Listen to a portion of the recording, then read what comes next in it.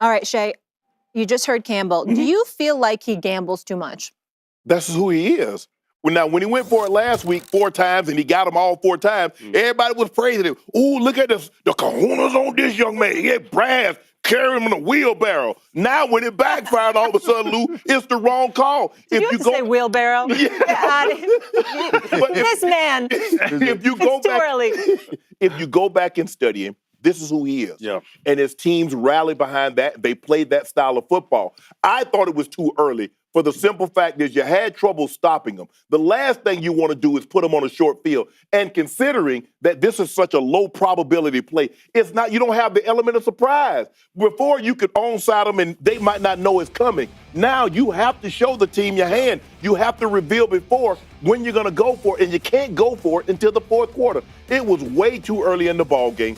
12 minutes to go, Lou, that's way too early to gamble for it in a situation like that. You had gotten some of the momentum back, but you gave it right back within a matter of seconds. I just thought it was too early to go for it in that situation. I didn't think it was too early. The reason why is because the Lions' defense was horrid, and it's been horrid the last couple of weeks. 7 trips to the red zone for the Bills, 5 touchdown passes. Josh Allen looking utterly unstoppable. I think it was one of those situations where, you know, you Dan Campbell and you looking at your defense, it's like you got a whole bunch of dudes on injury. You got more people on injured reserve on defense than anybody in the NFL. 3 cats go down yesterday. All 3 are presumed to be season-ending injuries. I'm looking at it from that standpoint and the fact that they clearly couldn't stop Buffalo yesterday. And he said, listen, man, we need to get the ball back. Because I have no faith. It was a message. I have no faith in my defense whatsoever on this particular afternoon. So I get where you're coming from, and I think sometimes it's, you know, he makes some questionable decisions. I applaud him because he's changed the culture. It's a metamorphosis that took place in regards to that. I totally understand it.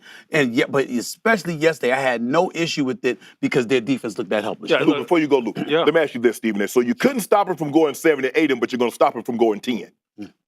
I feel you. I hear what you're saying. But my thinking is he's trying to get the ball back. Look, he's trying to get the ball back. He's been someone who, from the get-go, has been willing to play the percentages. He's been willing to play the game in a very aggressive way and lean on the analytics to say, hey, look, what does this give my team a better chance to win the football game, regardless of what the state of his roster has been. He's been doing this from day one. Now, there's no question. You saw what he said last week. He said, look, I had already told my football team I'm going to play this, or rather he had in his own mind, I need to play this game a certain way.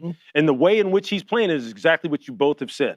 He knows that the defense is hurting, and he has to constantly keep his foot on the gas and lean on the strength of his team, which is one of the most explosive offenses in football, and say, hey, look, I got to outscore you. I just do. Aaron Glenn right now sitting there going, what do you want me to do? Right. What do you want me? I'm losing pass rushers, I'm losing linebackers, I'm losing corners. I have no way to stop the bleeding here other than hopefully steal a possession somehow. Right, and we get the ball last and we come out on top. So Dan's doing what he needs to do. I mean, there's always going to be people who second guess him, who think that he should take a little bit more of a conservative approach.